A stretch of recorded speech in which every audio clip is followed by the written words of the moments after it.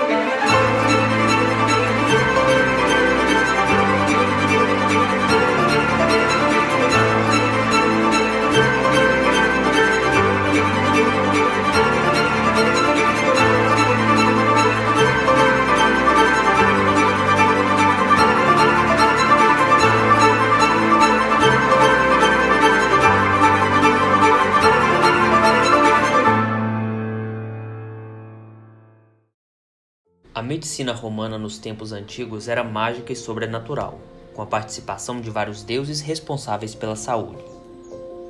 No século I a.C., quando os romanos ocuparam o Egito após anexar a Grécia e todos os territórios do Mediterrâneo Oriental, nos quais a cultura grega havia se estendido, a medicina romana era um sistema primitivo. O primeiro médico regular em Roma chamava-se Arcagatos. Ele era grego e começou a prática na cidade em 219 a.C.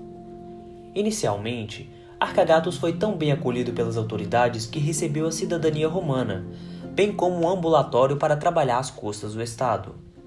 Além disso, era um mestre na cura de feridas. Contudo, seus métodos eram considerados violentos, visto que fazia muito uso de instrumentos cirúrgicos, como a faca, resultando em amputações em demasia. Sendo assim, acabou recebendo o título de carnifex, ou traduzido, carniceiro, caindo em desgraça e saindo consequentemente da cidade. A medicina helenística foi introduzida em Roma e também na parte ocidental do Império por médicos gregos que a princípio chegaram como escravos, conhecido como barbeiros. Asclépio, ou Asclepíades, foi adotado pelos romanos sob o nome de Esculápio, no século III a.C., chegando a haver mais templos em sua honra em Roma do que na própria Grécia. Ao contrário da Grécia, de início não havia centros de treinamento médico, mas há evidências de que houve um museu, baseado no modelo alexandrino, em Éfeso, associado a um grupo de médicos que organizavam atividades acadêmicas. A maioria dos médicos eram migrantes gregos. Alguns estudos historiográficos constataram que haviam vários especialistas na Roma Antiga. Haviam vários especialistas em doenças dos olhos, doenças dos ouvidos, doenças das mulheres, hérnias, febres, dietética e hidroterapia.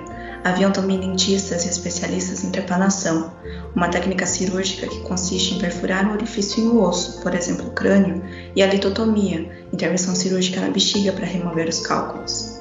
Famílias ricas tinham seu próprio médico. Imperadores tinham médicos em tempo integral na corte. Antônio Muso, um escravo liberto, por exemplo, curou o imperador Augusto de uma afecção hepática com hidroterapia e mereceu, ainda em vida, uma estátua em sua homenagem, que foi colocada ao lado da estátua de Esculápio.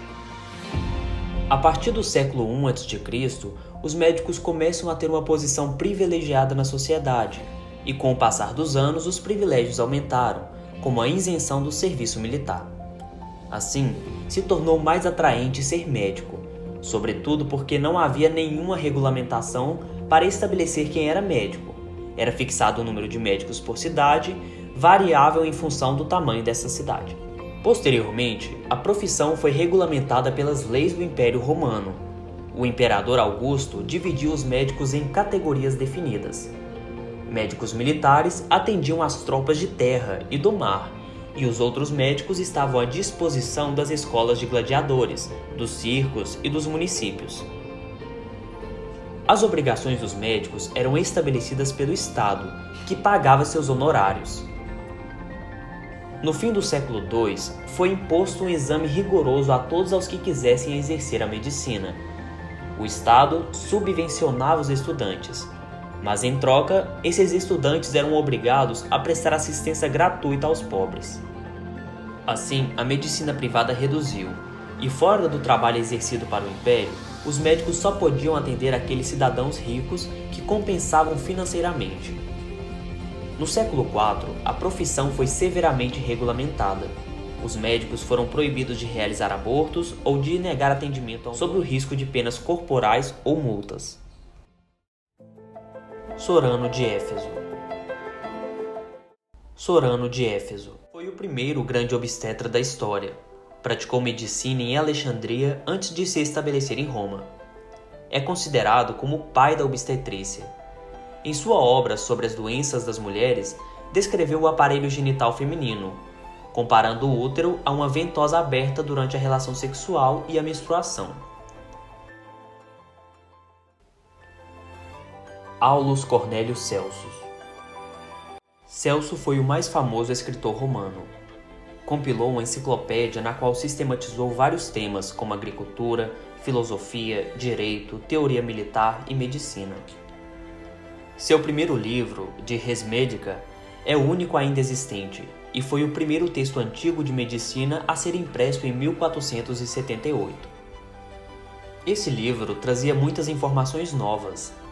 Celso mencionava, por exemplo, os clísteres nutritivos, rinoplastias e operações plásticas dos lábios e dos ouvidos. Além disso, ocupou-se do tratamento das feridas e de suas secreções. Celso também recomendava cuidados à limpeza das feridas e o uso de compressas e compressão dos vasos sanguíneos para estancar as hemorragias. Quanto ao tratamento das fraturas expostas, aconselhava a ressecação do fragmento protuberante. Ainda em seus escritos, Celso indicou os 4 pontos cardeais da inflamação: rubor, calor, dor e tumor. Os instrumentos cirúrgicos encontrados em Popeia são exatamente iguais aos descritos na obra de Celso. Embora a medicina na Roma Antiga tenha se desenvolvido com base nos conhecimentos gregos, os romanos deram contribuições importantes à medicina, tais como hospitais militares, desenvolvimento da cirurgia, saneamento ambiental, além da legislação da prática médica, com a criação do serviço médico gratuito no Império Romano e o ensino médico. No princípio do século I, se inicia um ensino regulamentado da medicina e todos os médicos militares eram obrigados a frequentar a nova escola de medicina militar. 2 séculos mais tarde, a exigência de frequentar a escola de medicina é estendida para militares, civis ou médicos. Havia sistema de esgoto, distribuição de água com grandes aquedutos, latrinas, banhos públicos, limpeza de ruas e sarjetas. Os enterros eram feitos fora do espaço urbano.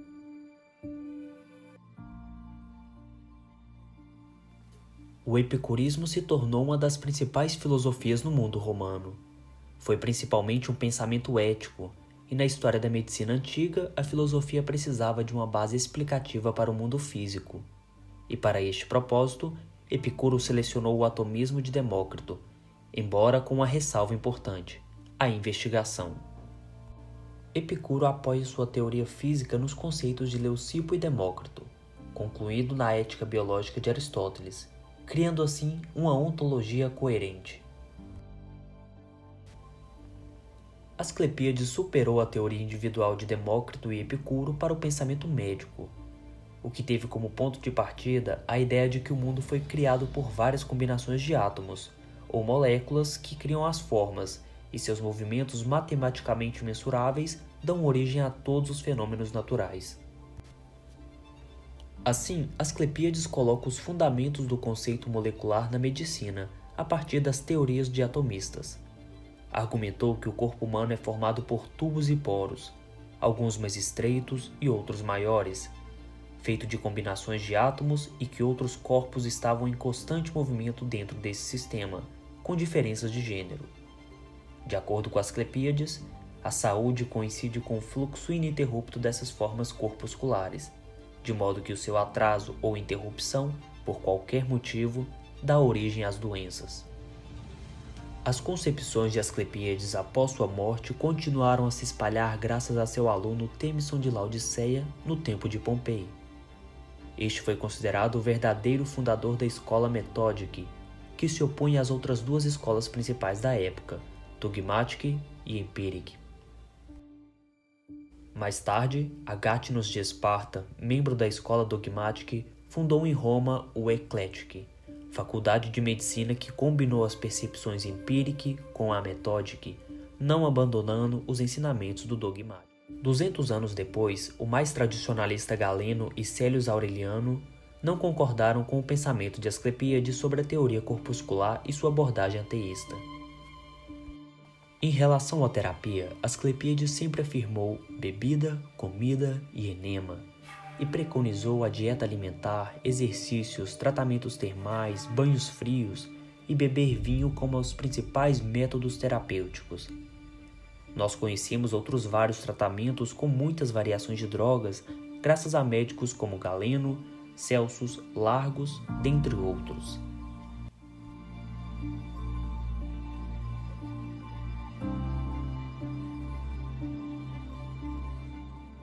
Plínio se refere a uma prescrição médica do oxímel, um antídoto que envolve a combinação de diversas substâncias, e o qual ele afirma que o próprio Asclepíades admitia sua eficácia, sendo benéfico contra a cobra conhecida como sepse e também contra um envenenamento por ópio e visco. Outra droga para a tosse, das muitas fórmulas de Asclepíades, está disponível através de um manuscrito de Galeno. Outro sim, Asclepíades acreditava que as artes, e além disso a música, proporcionam equilíbrio mental, e portanto ele os usava para tratar os pacientes enfermos. Sua paixão pela cirurgia o levaria a realizar a primeira traqueostomia eletiva para o tratamento da obstrução das vias aéreas superiores devido a uma inflamação da faringe. Asclepíades praticou a medicina abrindo oposição com a corrente de pensamento hipocrático, afirmando que a única terapia consistia em hábitos higiênicos, boa conduta alimentar e uma vida tranquila sem estafa. Essas prescrições visavam restaurar o equilíbrio entre os átomos que passavam pelo corpo e preservar sua distância recíproca, reservando então a medicação apropriada apenas para as condições extremas selecionadas. Graças a Asclepíades, a arte médica passou a ser considerada uma profissão e uma valorização do trabalho científico, induzindo um grande interesse pelos romanos.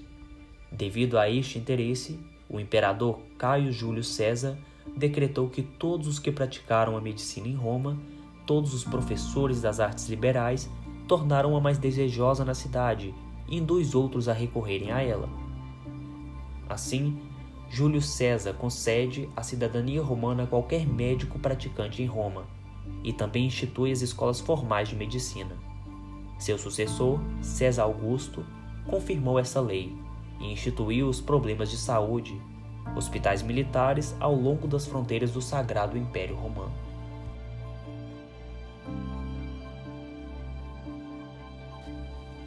Assim, a medicina moderna tem muito a que agradecer a Asclepíades por suas lições sobre a importância da higiene contra infecções, a importância de hábitos nutricionais saudáveis e o uso moderado de fármacos terapêuticos, sendo apenas em situações específicas. No entanto, nós também temos que lembrar de sua visão primordial do corpo de um ponto de vista bioquímico. com a teoria atomística e molecular, e o mais importante para a prática clínica, a capacidade de empatia com os pacientes para melhorar seu estado de saúde e adesão terapêutica. Por fim, podemos considerar Asclepíades o precursor do clínico moderno, que deve ter bons conhecimentos médicos básicos para identificar uma condição clínica e suas causas, visando sempre prescrever uma terapia personalizada.